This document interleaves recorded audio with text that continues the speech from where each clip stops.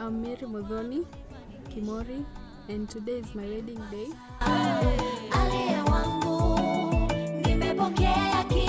My beloved partner, so today I choose you. Not just for the moment, but for every tomorrow. I promise to work with you in love, patience, respect and faith. Kuna harusi nimekuja kusherehekea ya ndugu ambaye amepata ushindi kwa ujana, anaitwa Pita. Naye bibi harusi anaitwa Mso. Hello.